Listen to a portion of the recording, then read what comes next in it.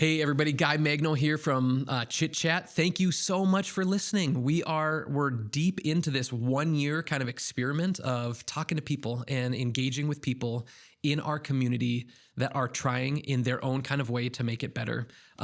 Today's conversation was a blast. My friend Matt Hebert, Matt is the ministry director at Central Minnesota Youth for Christ. We talked about kind of how he got to St. Cloud and his role as the ministry director at Youth for Christ. We also talked a lot about art. Matt's undergrad is in art and has a studio here in St. Cloud and makes and creates lots of beautiful art. I have, spoiler alert, you're going to find it out here just in a couple minutes on the podcast, but I have a few of Matt's pieces in my home. And I absolutely love that. So the conversation was absolutely lovely. We drank some coffee together and chatted about art and the making process. Thanks everybody for listening. We really, really appreciate it. Again, we're not really trying to solve any of the world's problems. We're just trying to have conversations with people that are making Central Minnesota better in their own kind of way. And that is my dear friend, Matt Hebert.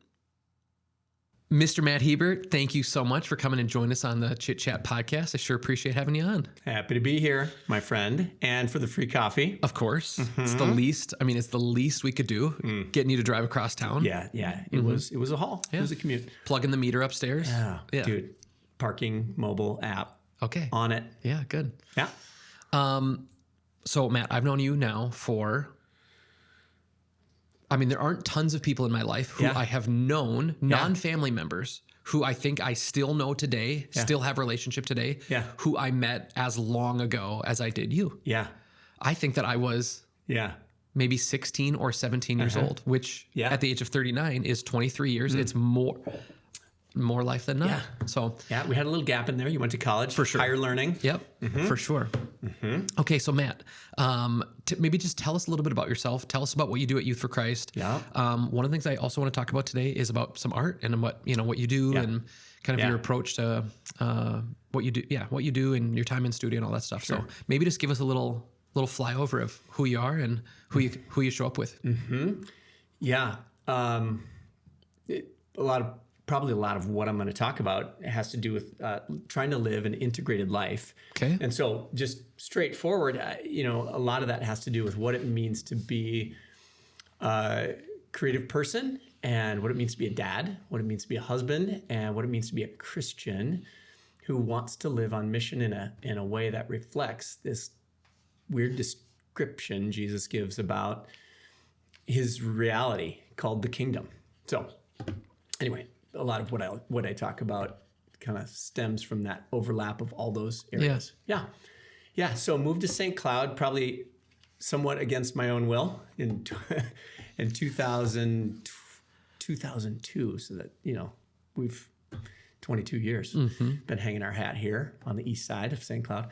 And have you lived in your same house the whole time? Yeah, 22. Yeah. 22 years. Yeah. Apart from the 4 months I lived with my in-laws in Cold Spring looking for jobs in any location other than St. Cloud, Minnesota. Right. Good. And after living with these great people for 4 months, just like push came to shove. And so the only job standing at that point was this YFC job in St. Cloud of all places. We were looking in Seattle, Duluth, Minneapolis, but St. Cloud was the last man standing. And Scott Anderson was sort of holding out this open door saying, we'll take you. We have no idea what it means that you want to be an artist in and how you practice youth ministry and you care about the big church. That's wonderful for us. You care about kids who have lots of complicated needs. That's awesome. The artist thing, we don't get it, but we'd love to have you. And that was the only place that could handle all three of those kind of realities that I was holding fast to. The Venn diagram. Yeah. This overlap, that's a niche market, let me tell you what. Wanting to work with teenagers, caring about, those other two things. So, I was a relatively new dad at the time, and had been married like 7 years or so, and we didn't know any better than to just stay that course of paying attention to teenage culture, paying attention to what it meant to be unified as Christians and to live a kind of cohesive, unified, loving, graceful witness to the world, and then to process all this through the lens of just being artists. Yeah. So yeah, at any given point, any one of those three things have kind of taken center stage. But that was how the journey started. And, I think every year we've sort of said, is this still it? Yeah. Is this still it? Yeah. I think we're still good. We don't sense a lack of call to any of those things. And we raised our family here. And again, would have never anticipated that, but because of some just incredibly sweet kind of outlets or places of full expression, like we get to run an adventure camp in Wyoming, and spend a month in the Beartooth Mountains every year. I mean, we've been able to say, yeah, we can run the race here. That's cool. Isn't it incredible how? So when you guys moved to town, looking for jobs, doing that whole thing, but the fact that you had a kiddo already, how that kind of it's a kind of anchor, like in the best kind of way. You can't quite stay as loose, you can't quite stay as free when you're thinking about, like, not only do I have, I mean, this was kind of my story anyway, but not only is there this like incredible woman that is relying on me and counting on me in some capacity, but like there is a child that there's a really nice kind of rooting that kind of comes with that kiddo thing. Did you feel some of that pressure, so to speak, when you were looking for a job to root? We do, I've come to be very comfortable with a couple of stanzas in the Lord's Prayer. Your kingdom come, and give us this day our daily bread. And when I hold well to those, I'm aware that kingdom involves, hopefully, God's strong consideration about what it means to raise up my own family well, and not just attend to the needs of others, but also to my own. And then also the fact that if I stay eyes locked in on that kind of a vision, that needs will be provided for. Yeah. So I knew that if moving or uprooting was to be a part of the story, because I know that that's some people's story, that there would be a grace given to us to accept that. But at the same time, I mean, my wife gets to head out to Cold Spring and work in the metal shop and in the wood shop with her dad, who, raised her around power tools and creative expression. And so immediately those kinds of, that central Minnesota gravity just sort of took hold.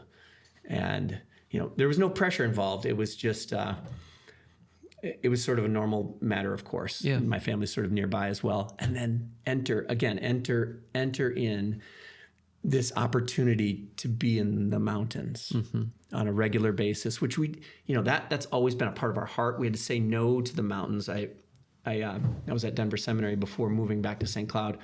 And as part of my Denver Seminary experience, we ended up saying no to a pastoral position in Powell, Wyoming, this kind of no-name town in northwest Wyoming, which was sad to us mostly because we had to say goodbye to the Bighorn Mountains and to the Beartooth Mountains. So I had to turn down a position to live in St. Cloud, or at least outpost there while we were looking for a job. And 1 year after having said yes to Central Minnesota Youth for Christ, I'm sitting at a table with some dear friends, and they said, we just bought some property in the Beartooth Mountains. I'm sure you don't know where that is. And I'm just like, no, I do. I do. As a matter of fact, I do. And they said, would you like to run an adventure camp there? So there were kinds of blessings adventure awaiting camp us. Is over 20 years old? Yes. Well, I mean, we didn't scout. We scouted. It took a year to kind of plan a scouting trip and develop it. But we just finished our 20th summer of programming in Clark, Wyoming. Yeah. Yeah. So, to see that was maybe in the works for us or waiting for us, and we hadn't known it, it was like saying the right yes meant a yes to sort of bigger dreams we maybe even didn't know we had, which has been such a confirmation to me that there's grace before we know how to ask for it. Yeah, for sure. Yeah. Wonderful. Yeah, I think I've been out 2 or maybe 3 times out to adventure camp, and it's a really special place. Yeah. You are 100% right. It's incredible. Really, really incredible. Right. Minus the rattlesnakes, which I happen to not be a fan of. Dude, but I don't know if this is proper, but until you kill one, Right. you don't know what you're missing. Right. And That is awful. To Wyoming's credit, I've actually never seen one. While there, I have never seen one. Only in your imagination. Which is so much worse. It's so much worse. Yeah, and those prayer banners that you would write. Yeah. Yeah. Uh-huh. Well, sweet. Love it. And so tell us, what's your role? What's your title at Central Minnesota Youth for Christ? Yep. So I am the ministry director for Central Minnesota Youth for Christ. I have a boss. He's the executive director. And so that means that my role is to be sort of player coach for our staff and our ministry team. And this is made up of folks who lead teams of folks who do what we would maybe describe as like subculture ministry. Yeah. So I work with, honestly, the kinds of people who are my heroes, truly. Yeah. And they build teams around reaching teenagers in a relationally whole way. Yeah. Yeah. One of those ministry sites is called PV, Portable Vision, which I got to spend a couple of years as a mentor, and so kind of seeing it firsthand. Yeah. And I think I don't know if I've ever heard you call it. I don't know if I've ever heard anybody say the subculture thing before, but for sure, like it is for arty kids, and the little subculture of arty kids is drastically different than the subculture of basketball kids, which there's a ministry for. And drastically, yes, drastically different, and kids that like to wrench on cars, drastically different, and that's right. So being able to see firsthand how, I can speak to Portable Vision, but how that ministry helps a really specific kind of kid by pairing mentors who are kind of attuned to that subculture. Yeah. But more importantly, will love them, give them a hug, tell them about Jesus. Yeah. It's a really neat program. So yeah. And again, PV is how many years old now? How many sessions? 37. We've done 2 a year or so, something, whatever that is. 18 years. -1 for COVID? Yeah, no. Push through. Push through, really. Yeah, so online studioing. Yep. And we did an art show in the parking lot and alley. Oh. You might remember a drive-through art show. Yeah. That was in there, but I for sure had exercised that out of my mind. Right on. Yeah. Right on. Great. Mm-hmm. Yeah. Cool. Really special. So yes. Yeah, about 18 years. Yeah, and who'd have thought that started in large part because of, again, Paul Burris, whose wife is Andrea Burris, art teacher at Apollo High School. And, Paul and I were just new friends, and just considering what we would do if we had a larger space to work. How would we use that missionally? It was before we'd moved into our property on Cooper. And just dreamed up this idea of doing art shows with teenagers in ways that we had experienced as college art majors. And, we would still call it an experiment, but we've gathered around probably 12 artists. And this includes music making. So we have a portable audio component as well, with an area worship leader and songwriter, Aaron Sutton, who does a fantastic job helping kids really manifest these ideas that are just holding by a thread into, crafted songs. So really cool. We do an art show a couple times a year with songs, and call it an experiment because really the creative endeavor is, if you're doing it right, there's risk involved. Yeah. It feels experimental at points. So, and in the artist process, there's a piece of you that you're kind of looking for in there, and that you're trying to put onto a page or into 100%. A song. Yeah. And so, especially, some of these students, if they're walking through a lot, it can be a lot to kind of take the risk of laying yourself kind of bare and letting people see your art and maybe comment on it. Yeah. But doing that in an environment that is as caring and loving is really cool, really important. Yeah. And we like to say a lot of those kids don't maybe tend to even get it until they've been through the process a couple of times, right? Because it's sustained thinking. It's a no phone zone, so you're free of distraction. But that takes a while to kind of get your bearings around, and you're in studio, in community. So you're receiving feedback from folks even as you're doing sustained thinking and sustained work, and then not just making art about your story, but having to write about it and having to talk about your story and think about narrative. And I mean, it's really a primal thing. I mean, I think it reflects really well what it means to be made in the image of God, but we don't hone that. We don't have as many useful ways of honing that. I think we try to simulate that in online kinds of ways and curate that and tell stories, but they're often so quick and we don't have time to do the digestive work of really reflecting. And there's nothing quick about this. There's nothing quick about it. And so to help carry a student through, completion of a work that ends up being presented and shown in a gallery and talked about and then repeat that process. Boy, that's foreign to a lot of people, but I think it touches some spaces that are incredibly human and deeply needed in youth culture right now. Yeah. Sweet.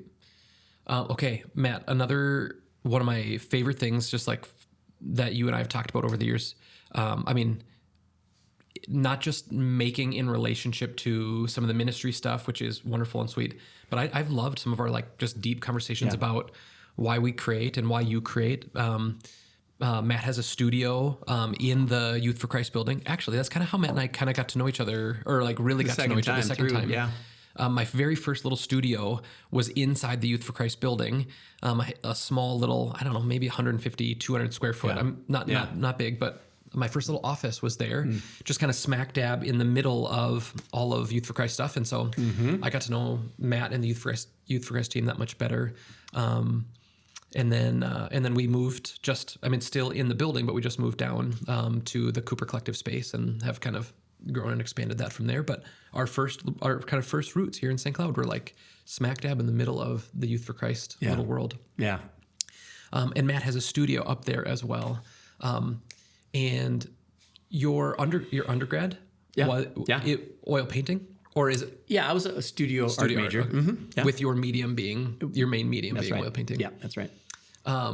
We just tell me a little bit about why you love that. Tell me about your kind of your maker process and why getting into the studio is important. Yeah. Had I taken the time to do a little extra career counseling, et cetera, as a high school student, someone probably would have dissuaded me from being a studio art major at a very expensive liberal arts college. And I'm so glad they didn't. Yeah. I'm so glad I wasn't turned away from that course.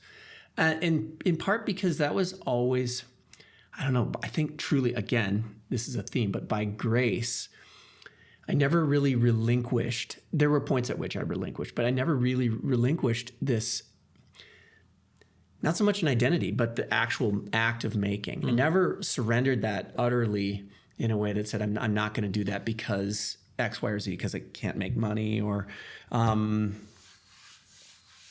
that was probably that would always have been the main reason not to do art making. But for whatever reason, I stuck with that. Had always been making images and stuff growing up, and that was just a part of how I understood things. Very normal, natural. But it became clear to me late in college that I was going to be, at a vocational crossroads at some point. And like, what would it mean to continue to make art as whatever else I decided to do? So, I just really had some profound experiences with that, in which, there were some times and points at which I felt like I was either making a conscious choice to neglect that part of who I am. And I remember being in seminary, loving the content that I was being exposed to and the community of people whose hearts were in this missional thing for the right reasons, and learning about the Bible and learning about the God of the Bible. And yet at the same time, we were living with this woman who had Alzheimer's disease and this beautiful old house and caretaking, and life was feeling really well integrated, except for the vocational options that I felt like were available to me upon graduation. I'm like, I just, kind of the suburban, hear me, just like, I'm using some categories here, but like the suburban megachurch trajectory, that just wasn't me. And I didn't have a lot of like kind of end result dreams that were being curated well in that space. And nobody could really articulate what else they wanted to do. Some people wanted to do some inner city ministry stuff that resonated, et cetera. But at one point, Sarah and I were just we were kind of angsty is the best way to put it. And we went out on a date, got a babysitter somehow, and went to a B grade film. We saw a movie called Billy Elliot.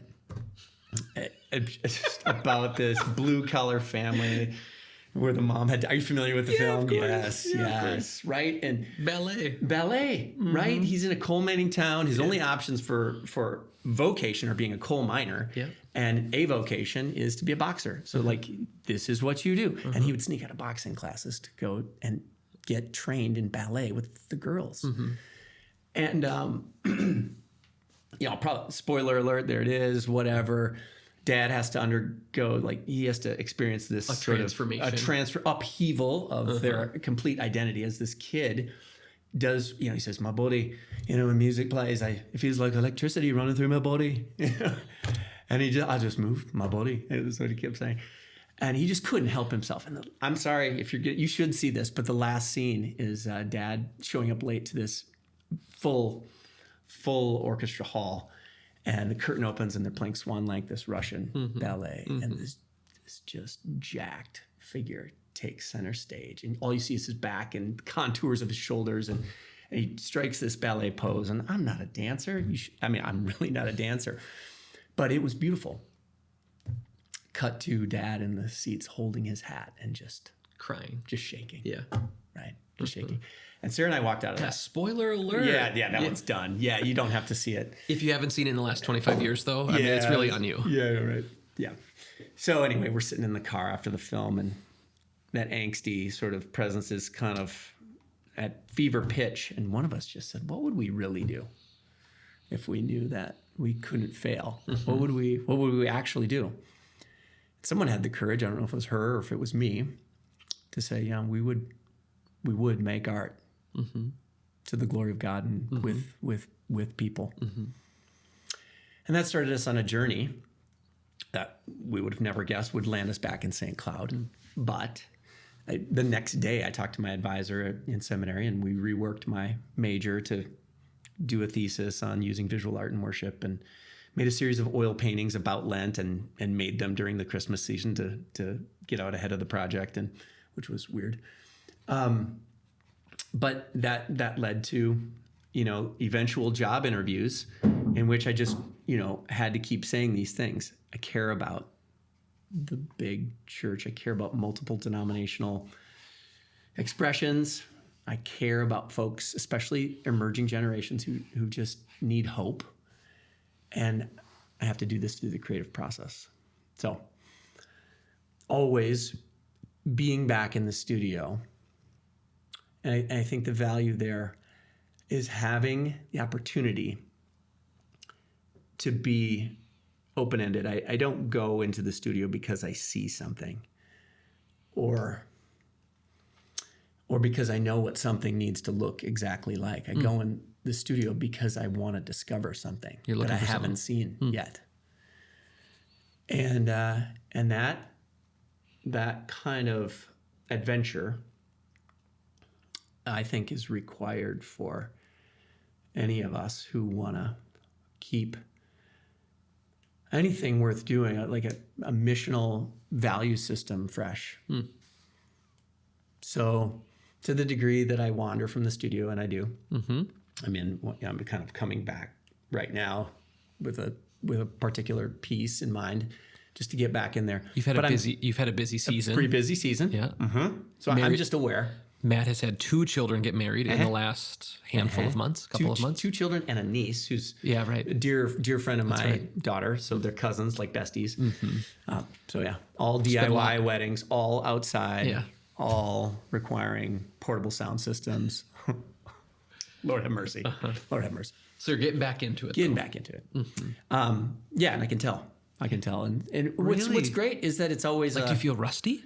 Yeah. Whoa, feel so rusty. Really? Feel so rusty, but is it I always feel inadequate in the studio anyway. Are your chops rusty? Yeah, some of that hand-eye stuff. Or is the creative muscle rusty? it helps, I'm starting with something a little bit more concrete. I'm doing a portrait. Okay. So that's helpful on ramp. But the chops are for sure rusty. But giving yourself to that process, some of that definitely comes back quickly.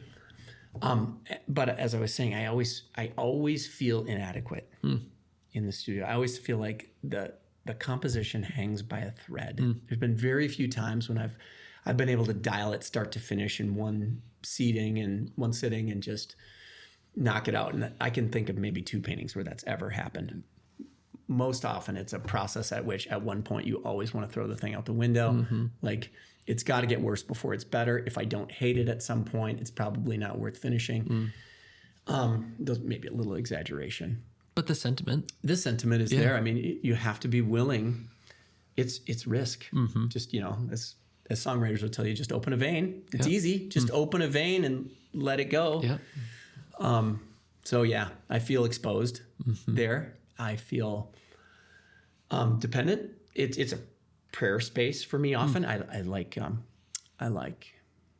to invite community and certain voices and folks into that space with me to ask questions. And and as that painting is winding up, I'm, confident enough again to probably do another one. Great. Yeah. I mean, what percentage of your paintings are portraits? I mean, it's not a huge piece of your repertoire. No. 10, probably 10%. So Matt painted a portrait of his grandma. And I love Matt's work, but there was something about when I saw the painting of his grandma for the first time, there was something that just absolutely stopped me. And so I'm a big fan. I'm a big fan of Matt's work in general, but I really love his portraiture. I love your portraiture. And I have a few. I have 3 of Matt's paintings in my house. He did a giant portrait of my son, James, at 18 months, which is so fun. And it is so James, the portrait itself. It's a little bit quieter and a little bit contemplative. He's looking off into the future in a kind of a sweet, kind of longing kind of way, which is it's so James. And then Lucy's is red and she's laughing and it looks kind of explosive. It's just a high energy piece, and it's Lucy. And we don't stop till it's them. That's so right. That's it. And then my dad died. My dad died we're coming up on 3 years. And Matt did a really incredible portrait for my mom and for us. And so I have actually my mom has the original. And then I have one of the, what is you have a print. A print. Yeah. Print is, that's the word I'm looking for. Thank you for print that. on canvas. So it's not what people typically think of when they think of a print. The word I was looking for is giclée. Giclée. Is this a giclée? Okay. It is, which means nothing. It's a French word that means layers. Okay. And, this is printed on some inkjet, laser jet. I don't know. There's no layers. I suppose there's layers if you want to get super technical, but Ink it's something and that sells. Canvas, Archival quality ink. Yeah. It's really about the good scan and the archival quality ink. Yeah. That's what it is. It's not whatever giclée means, but yes. But anyway, I absolutely love that my home has these, real prints. I mean, granted, the one of my dad is a print, but that I think everybody should engage, whether or not you feel like you have a creative voice or that you have something to say creatively. I think you should. I think you maybe should do a little exploring there. I think getting yourself a pen and a sketch pad is fun for everybody. Sure. But even if that's not your deal, finding an artist that you like and putting some of their work in your home, it's a really neat way to live and to have an existence where you're kind of surrounded by creativity. And so I love having your pieces up. Actually, we've done a little remodel at our house this past year since you've been there. You'll have to come and see how the paintings have kind of been used in the house. But of course, that it's a little bit more minimal, more white, and then these just I'm shocked. Kick you in the absolutely kick you in the teeth. Giant, loud red and blue portraits that are 4 feet tall. which is what a gallery is. Yeah. Right. Yeah. Yeah. I've always loved that about you and your vision, guy, honestly, to showcase story in a way that is worthy of the story. Mm-hmm. Sweet. Yeah. We have one other painting, and it doesn't quite make sense. Like, I don't know. I think if you're just like writing, okay, they're gonna do a new, like kind of redo the main level. There's gonna be these big, kind of fun modern portraits. Mm-hmm. You wouldn't write this, but it's a big ship, like a naval battle scene. Mm-hmm. It was my dad's favorite painting, and it was his. Mm-hmm. And so, I mean, I love it in general. Like it is absolutely striking. We picked these greens for like one of our walls is green. Our cabinets are green in large part because this beautiful kind of deep bluey green that's in this painting. Mm-hmm. But I love it. I think it's beautiful, but it was my dad's favorite painting. Yes. And so, it'll be something that I keep in my house for forever. If you don't have something that you use all the time in your house or that means something and points to these greater purposes, what's it doing in your house? Right. Yeah. TJ Maxx is awesome. I mean, TJ Maxx is great. I love wherever you're going with this. For a lot of things. I'm just gonna throw it out there, but maybe don't buy the art for your walls at TJ Maxx. Mm-hmm. Sneakers, great. Mm-hmm. Pots, great. Dude, suitcases, last second ginger chews. Yes, 12 bags. Yeah, all of it. Get it all. Maybe just walk right past the aisle that has the art. Don't do the art. That's good. It's good advice. Well, sweet. Matt, what would you say to someone who is maybe they're in school thinking about art, or they're on their way to school, or I mean, even someone who is just making at home and like what does it mean to be successful, and how would you encourage someone in the face of whatever that means, right? Mm-hmm. To be a successful artist. What would you say to them to encourage them to stay in studio, keep pushing? Well, in general, I would say, as we consider what it means to be called to anything, vocation, vocative, to be called, pay attention to deep desire. Pay attention to passion. Attend to those things. I don't have good prescriptive, language necessarily for what to do about that. I mean, we'll get there, and you want to, as you attend, you want to invest also. But what that means, this may be unique to each individual. But pay attention to passion. I think sometimes within certain segments of Christianity, sometimes passion and desire can get a bad rap, right? They point to things that lead to our darker side, or at best, they're distraction or something like that. But instead, I think if you dive deep enough, you'll probably see some of what God's doing and His design and intention in that. Okay, so having said that, pay attention to deep desire. There's a little book called Art and Fear, which is kind of standard reading for anybody in the last 50 years who's serious about art making. And one of the high values and takeaways from that little tome is continue to make with people who are continuing to make. I know that sounds super basic, but I can tell you I could not have and would not have scripted, the outcome, which is now portable vision and portable audio. If I had to, do this sort of job shadow pathway and job trajectory thing. I mean, I didn't even know what Youth for Christ was. And I know that sounds really risky and ethereal because it doesn't give you a lot of vocational outcomes that you can just like stamp. But I get a little nervous around the ultra practical outcomes that you think you have to achieve if you're going to stay creative because you got to feed your family or something like that. I get it. I happen to come from a space where praying the daily prayer or praying the daily bread prayer feels like I need this prayer. So that allows me the freedom to take the risk because creativity requires some amount of risk. So what I would say is keep making with people who are also making. And then as I would with any spiritual discipline or growth, it's just pay attention. Pay attention to where the dots get connected. And this is where friends like you, Guy, honestly, come into play, because you are a person of intention and you move people toward intention. And I think that's also helpful. So you're making with people who also are making, but then there's got to be at some point a little bit of a spark. Someone asks a question: should we do a gallery show? Answer is yes, we should.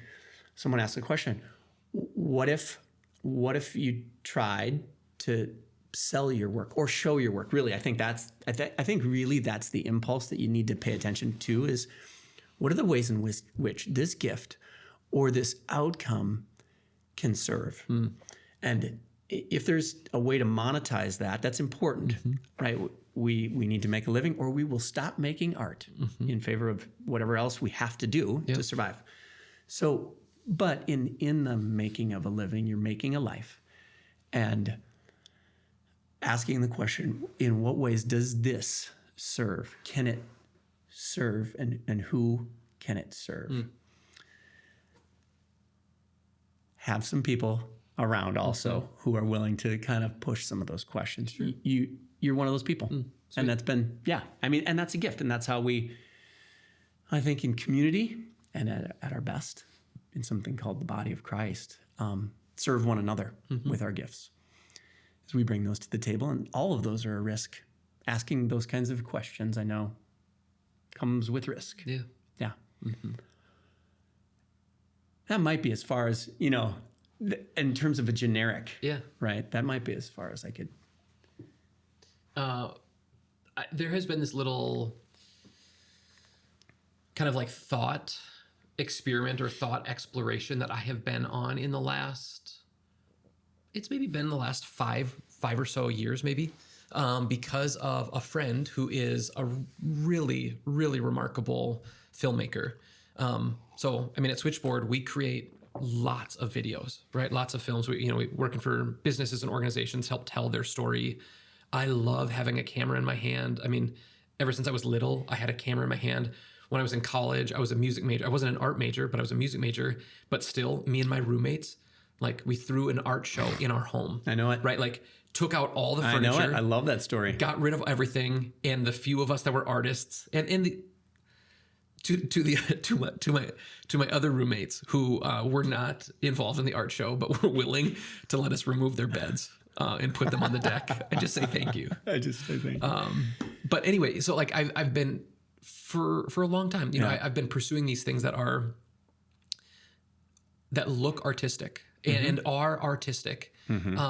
But this friend of mine who makes these really beautiful films, he and I have had lots of conversations over the years about kind of the artist journey. And I realize that he approaches the artistic endeavor in a way that I don't approach it. And I don't think it's a degree. This is the thing that I'm thinking through. He has something that he has to say.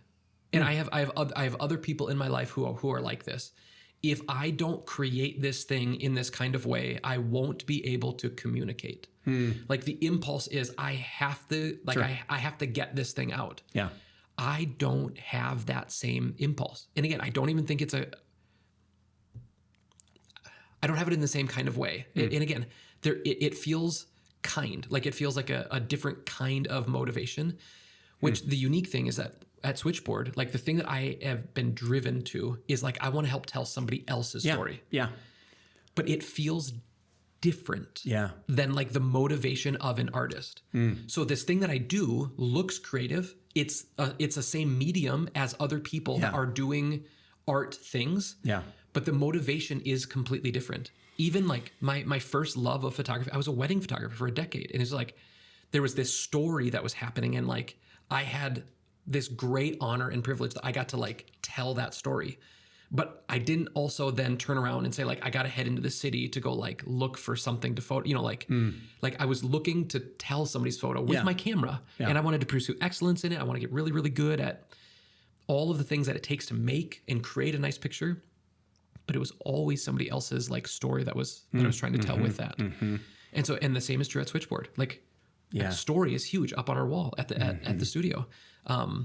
So what do you think about this as someone who has given as much time and as much career and thoughtful energy through college? What do you think about this kind of approach to art and creativity? Am I crazy in thinking that, like, so here's what I would say in a nutshell. I'm not an artist. Like, this is kind of where I have come. People who have this, like, I have to say something thing, that feels like what artists are. And I'm a maker of some kind. Yeah. I want to do it creatively. I want to do it with artistic acumen. Yeah. But it doesn't feel like what I am pursuing is art for myself. What are your thoughts on that? I think there's a technical way in which what you're saying is true, and you can those definitions those containers can be useful, and then of course all those things get blurry. Yeah, they really do. I had someone come up to me after a presentation, and I'd used a video in which a jet skier is pulling a crazy surfer into 100-foot wave. Oh yeah. Right. And all of a sudden the jet skier is gone, and all you can hear is this wave building, and you see this tenuous little surfer speck, and he's getting smaller as you're zooming out and panning this 100-foot monolith. Wall of water. Just of motion. Yeah. And the guy rages down it and the foam, but somewhere there you lost the jet skier, and the guy came up to me and says, "I'm the guy driving the jet ski."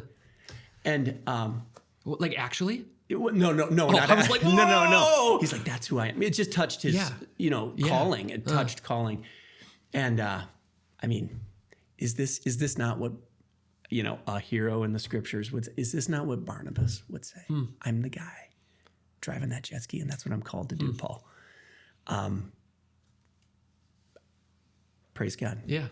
Jonathan says this to David. I don't know how it all goes, and where the the perfect analogous relational scenario is, but we play different roles, and I think it's helpful maybe to name, right?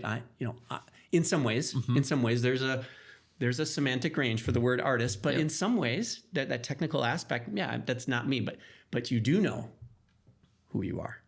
Right? Yeah. I know this isn't about you figuring that out. Yeah. But it's very exciting that you do. And that kind of clarity, I'll be honest, that's what every artist is looking for in the work that they're doing. Every writer, people often say they will write in order to understand something better. I think you were able to name that at some point and ride out into really big water with people. On a jet ski. Yeah. But you're not the actual guy driving the jet ski. Yeah, no. But you might like that. I don't know. I've never even, so I've been thinking through this for some years in relationship to the art, the photo, video, etc. that I have been a part of. But I never even thought through, I was a music major in college. Yeah. And playing my guitar and all that stuff, I never wanted to write songs. Yeah. Like, it was never, writing a song was never an impulse. I loved playing other people's songs. I loved I loved all that thing, but I never had an impulse. There was never, if I felt some emotion, it was like, well, I don't need to write a song for that, because in my mind, there's a catalog, like that emotion, Death Cab for Cutie in 2004 with transatlanticism. Come on. That sentiment that was captured. And so, like, I can just go and listen to that and participate in that. Yeah. But yeah, I never had, even when I was doing a lot of music, I never had an impulse to write. I think you paying attention to that, because that stuff makes you come alive. That telling of others' stories makes you come alive. It's why you're a good question asker. It's why you decided to do something like this, right? This is, yeah.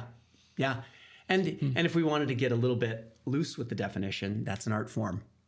You're taking some of these raw materials and you're representing them. I think it's, I love it. I love the diverse ways that individuals make a collective. Yeah. Your career is depending on someone else having a story worth telling. Yeah. Yeah. And you can't not do that. Here's the thing that I think is fun about that is that I think that everybody's story is worth telling. Yeah. And like, I know it's true. It's kind of figuring out like what aspect of your story should we, should we highlight? I will say that's kind of an impulse in the studio also. Yeah. Yeah. What are we going to say about this portrait? What are we going to say about this arrangement of images, these symbols, these choices? What are we going to say? Yeah, always stories, always the art, always the Bible, always. These things are interpreted. They run through the filter of what it means to be a human being. If we would open ourselves up to God's help in that process, my goodness. Yeah. I think that's where things really do come alive. Yeah. Sweet. Where can people find your work? Bro. I was terrible at managing my website. Okay. I was terrible at managing. So I'm in transition. Okay. So true confession, I have never had a social media account in my entire adult life. So I'm needing to develop an Instagram account. I'm needing to. Yeah. Is your website not live anymore? It is not live anymore. I know. And it was beautiful. It was beautiful. It was just an easy one-stop shop, but it was a way for me to transition, which I haven't done, to social media. I just wasn't using it well. I mean, this is maybe another podcast. Oh my goodness. The irony. So Switchboard made Matt's website, and I think, yeah, I want to be careful because we've made lots of beautiful websites. I think maybe my favorite website we've ever made was yours. Oh my gosh. Do you know why? Say. Your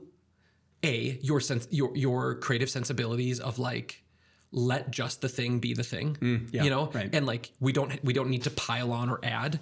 This is one of the great challenges with web is, can you convince your client to let you say the least amount of things so that you can be maximally effective? Yeah. And you were in 9 years of Switchboard, you were the very best of all clients in allowing us to just do the thing and only the thing with no push for extra, that made the art sing, or made the story that you were telling on your website sing. And I thank so you for good. that. Thank you. Good. And I was so bad at bringing people to the site, got it. right? And then making transaction through email, right before we lose everybody. Yeah, who's like not interested. So I need to find a way to preserve that ethic, which I do. I want to, but to do it. The irony is we built the website so that it would feel like Instagram, like Instagram, long scroll, just white with the images. Yeah. Instagram would be a fantastic place. This is a great home, for you. It was in an effort to make that leap, which I have yet to make. Yeah. Well, you should. I should probably do something. E-commerce. I need help out there. You are gifted. E-commerce. I was gonna do here. I was gonna try to tell people how they can find you. Gosh. So what you need? Good luck. You just come over to my house. You can come over. Yeah. I've got a few of his pieces at my house. Come on over. Come to YFC. I've got a gallery there most of the time. Yeah. But if you are interested, you could text me, email me, guy@switchboard.mn, if you're interested in having a piece commissioned, which you should, especially portraits. I tell everybody, I mean, again, I like the rest of your stuff, but I think your portraits are so special. I always have, ever since I saw the one of your grandma. And so like, I've loved to send. Anyway, you should reach out. And so like Matt can make a portrait of your loved one. You have salvaged my answer. This is the rescue cube. This is when the jet ski has to circle back to like pick up the surfer. Got it. This is what happened. Like underwater. All right. Lord have mercy. Okay. Well, this is good to know. I mean, this is valuable information. Oh my gosh. On a podcast. Yeah. Also, I don't think you need e-commerce. Okay. I think you work with me, buddy. Okay, Matt, as we're getting ready to finish the podcast here, who or what would you like to give an unpaid advertisement for? Unpaid. Just, here we are. There's no money changing hands Chit here. Chat. We're just unleashed. Yep. Chit Chat unleashed. First of all, Arrive Ministries. Okay. Yeah. They're a nonprofit in town working with refugees and folks trying to settle in our community. Yeah. And my family and I have had a chance to kind of wander around with a family who had lived in a refugee camp for 11 years and were originally from Syria, and we got in over our heads. And I don't need to get into all the details except to say the thing I would advocate for is find somebody who needs a welcome in your story, in your life. Find somebody who feels like maybe they don't yet belong, and extend a hand of belonging to them. And that may require some support and some help from folks like Arrive Ministries, or it just might be You. a neighbor. Yeah. Yeah. You just meet your neighbors. Yeah. So I would say find someone though who needs to know that they belong Sweet. and get in their space. Wonderful. My unpaid advertisement for the day is for the Crystal Bridges Art Museum. It's not close. You're going to have to get in your car and you're going to have to drive about 10 hours to Bentonville, Arkansas. Oh, good golly. And I'm sure that I've talked about Bentonville on this podcast. It has become just one of my very favorite places in the whole world. But the art museum, Crystal Bridges, the structure itself, besides the fact that there's beautiful, incredible art inside of it, the structure itself is remarkable. The way that they built it into the landscape, it kind of sits in this like ravine. It's up against the water. It's the facility itself is so unbelievably striking. It was, I think her name is Alice Walton, Mom Walton. You know, like the matriarch of the Walmart family. She was a big art fan. And when she died, her kids, I think one of the daughters kind of spearheaded this project. And it's free. It's an incredible art museum, and it's completely free in Bentonville, Arkansas. Cool. So that Mom's art could be seen. Not the mom wasn't an artist, but like just her collection, basically. And I mean, there's remarkable. I mean, there's remarkable, beautiful pieces in there. So Just Crystal another Bridges reason. to go to Bentonville. Yeah. Ride that mountain bike. Go see some good Drink art. some coffee. That's right. Well, sweet. Matt Hebert, God bless you. Thank you so brother. much. Thank you. This has been a privilege.